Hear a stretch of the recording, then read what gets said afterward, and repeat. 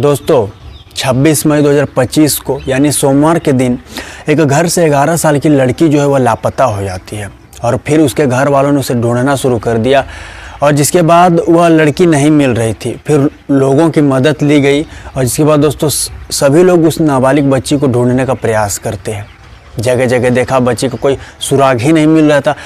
इससे परिवार वालों की और टेंशन बढ़ रही थी। लेकिन कुछ घंटे बाद दोस्तों उस लड़की को देखा गया अपने घर से लगभग 1.5 किलोमीटर दूरी दायरे में, जो कि दोस्तों बेहोश बेसुध पड़ी थी और उसके शरीर से ब्लड आ रही थी और शरीर पर दोस्तों कपड़ा नहीं था, मैं बताऊं, और यहाँ लड़की की हालत ख़राब थी। फिर लोगों ने दोस्तों उसे, गांव के लोगों ने चारों तरफ से घेर लिया और लोगों की भीड़ लग चुकी थी और लोग दोस्तों हैरान थे उस बच्ची को देखकर।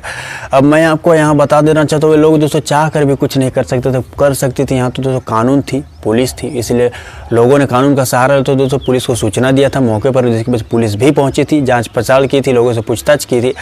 और मैं आपको बता दूँ, बच्ची की बॉडी को जहाँ से पुलिस उठाई थी, उसके मतलब लड़की जो है वो बेहोश थी, वो बोलने की हालत में नहीं थी दोस्तों, बताया जाता। वो इशारों में कुछ कह रही थी लेकिन लोगों को उतने समझ नहीं आ रहे थे। बच्ची को जहां बरामद किया गया दोस्तों 500 मीटर दूरी में एक मक्के के खेत में उसके कपड़े बरामद होते हैं पुलिस को, और कुछ हथियार भी बरामद हुए जो कि अपराध करने वाले तक पहुँचने के लिए दोस्तों और कहीं न कहीं आसान थी पुलिस के लिए। तो पुलिस इस मामले में ज़ोरों शोरों से लगी थी दोस्तों, जांच पड़ताल कर रही थी उसी ढंग से, उसी तरीके से, और लोगों से उसी तरीके से पूछताछ भी कर रही थी, क्योंकि पुलिस को हर हालत में पहुंचना था दोस्तों कातिल तक।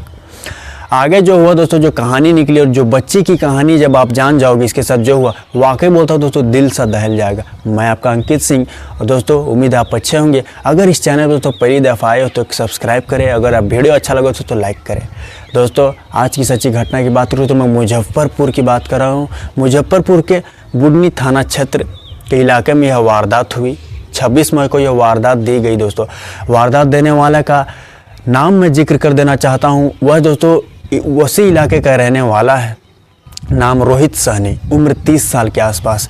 इसके बारे में मैं बताऊं दोस्तों, तो रोहित सहनी की 3 बहनें हैं, जिसमें से एक बहन की शादी हो गई है, 2 कुंवारी है।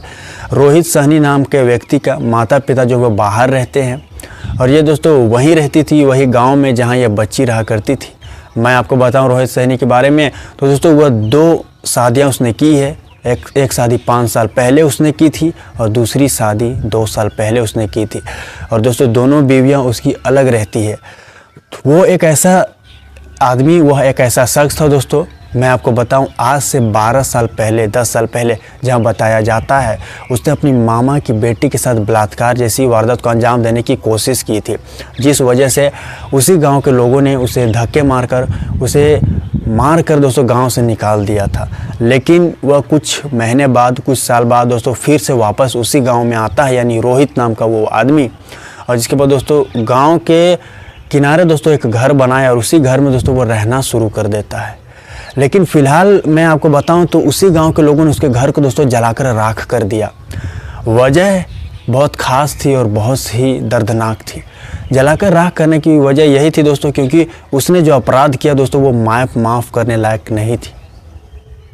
पुलिस की गिरफ्त में दोस्तों अभी वह है। मैं आपको पूरी बात बताता हूँ, पूरी कहानी बताता हूँ दोस्तों। 26 मई को जैसे मैंने आपको बताया, उस घर की 11 साल की जो है एक नेहा नाम की बच्ची दोस्तों, वह अपने घर के आसपास खेल रही थी। और जिसके बाद रोहित सहनी नाम का वह एक व्यक्ति था जो कि उसे बहला फुसलाकर दोस्तों अपने साथ ले जाता है और जिसके बाद अपने घर से लगभग 1 किलोमीटर की दूरी में ले गया और जिसके बाद दोस्तों वहाँ जो है वो रेप करता है और अप्राकृतिक तरीके से लड़की के साथ गलत काम करता है, उस नाबालिग बच्ची के साथ। दोस्तों वह कुछ और चीख पाते चिल्ला पाते उसका गला दबा दिया जाता है, मुंह दबा दिया जाता है ताकि वो कुछ चीख पुकार ना कर सके, मैं पकड़ा ना जाओ। बच्ची के साथ जब पूरी तरीके से उसको बलात्कार की घटना को जब अंजाम दे दिया था तो दोस्तों वो अपने डर से, उसे लगा कि मैं कहीं पकड़ा ना जाऊँ, इस वजह से दोस्तों बच्ची को उसने गला भी दबाने का प्रयास किया था। और इसके बाद आपको बता दूँ लगभग 1 इंच की गहराई तक दोस्तों उसके गला को काट दिया गया था ब्लेड से। और इससे भी उसे मन नहीं भरा तो उसने ये किया दोस्तों कि मैं आपको बताना चाहता हूँ, उसने दोस्तों एक हथियार से उसके छाती और पेट को दोस्तों काट दिया, एक धारदार हथियार से। और इसके बाद दोस्तों वहाँ से फरार हो जाता है। फरार होकर दोस्तों वो अपने घर चला गया और ऐसे चैन की नींद सो जाता है उस दिन, जैसे कुछ हुआ ही ना हो।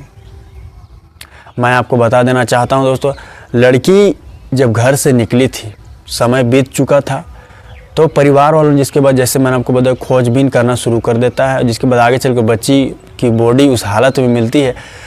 जब लोगों ने दोस्तों बच्ची की उसी हालत को देखा तो लोग घबराए थे, लेकिन बच्ची मुंह से बोलने लायक नहीं थी। वो इशारों में कुछ कहना चाहती थी, लेकिन लोगों को कुछ समझ नहीं आ रहा था। जिसके बाद दोस्तों बच्ची को यहाँ मैं अब उसके बारे में बताना चाहता हूँ दोस्तों। मुजफ्फरपुर से पटना ले जा रही थी वह गाड़ी में दोस्तों वह लड़की मौजूद है और वह दर्द में है, वह तड़प रही है। लेकिन हैरानी वाली बात यह है दोस्तों कि पटना के PMCH अस्पताल पहुंचने के बाद भी लड़की जो है वह लगभग 11:30 बजे दोपहर से लेकर रात के 7-8 साढ़े 8 बजे तक दोस्तों वह एम्बुलेंस में ही वो तड़पती रही। लेकिन दोस्तों उसे तब तक भी एडमिट नहीं कराया गया था। लगभग 8:30 बजे के बाद दोस्तों उस अस्पताल में लड़की को एडमिट कराया जाता है और जिसके बाद उसका इलाज चलता है। लेकिन दोस्तों अब देर हो चुकी थी, देर ऐसी हो चुकी थी कि दोस्तों उसकी अगले सुबह उस बच्ची ने दम तोड़ दिया था। दम तोड़ने के बाद उसके परिवार पर दोस्तों रो कर उस परिवार वालों का हाल बहुत बुरा था। खास कर दोस्तों उस माँ का दर्द सुनिए दोस्तों आप। वह कहती है, मेरी बच्ची जिस तरीके से तड़प कर मरी है, जिस तरीके से उसने तड़पाया है, उसी तरीके से मैं तड़पाऊंगी उसे, यहाँ के लोग तड़पाएंगे। उसे फांसी नहीं होगी, उसे सज़ा हम देंगे। यानी दोस्तों वह रोहित सहनी के बारे में दोस्तों यह महिला बोल रही है कि मैं आज तक अपनी बच्ची को हर चीज़ दिया, हर चीज़ पूरा किया। मेरी बच्ची को कभी मैंने आज तक डांटा नहीं और मेरे बच्ची को दोस्तों ऐसी हालत करने वालों को मैं कभी माफ़ नहीं कर सकती। अरे उस महिला का कहना था दोस्तों कि सज़ा मिले और सज़ा भी हम दे, कानून नहीं दे। क्योंकि वह दोस्तों रो कर उसका बुरा हाल था उस महिला का। और गांव के लोगों में दोस्तों आक्रोश था, गुस्सा था।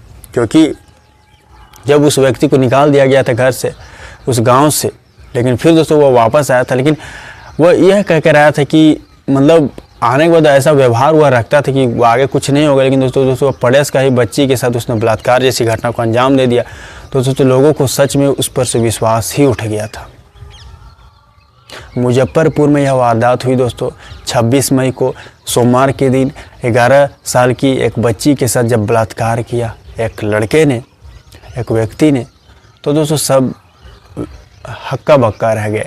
दोस्तों बच्ची की मैं आपको बताऊँ इलाज के दौरान उसके अगले सुबह मौत हो जाती है। पुलिस जहां बताया जाता है इस मामले में, मैं आपको बताऊँ बच्ची जो है वो जब अस्पताल पहुंची थी, जब उसे एडमिट कराया गया था, तब भी वह मुंह से कुछ बोल नहीं पा रही थी। वह इशारों में वह कह रही थी कि उसके साथ गलत किया गया है, उसके साथ गलत हुआ है दोस्तों, गलत किया गया है। और माँ जो है वह समझ गई थी, महिला समझ गई थी दोस्तों। और पुलिस जो है इस मामले में लगी थी और जैसे जैसे बच्ची के बयान आए थे उस तरीके से काम कर रही थी।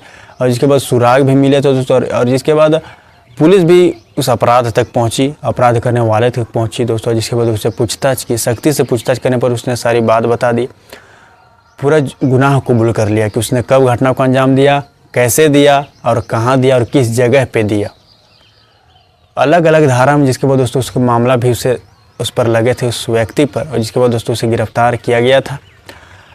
अब आप दोस्तों इस घटने को किस तरह देखते हो? एक 11 साल की बच्ची के साथ रेप जैसी घटना को अंजाम दिया।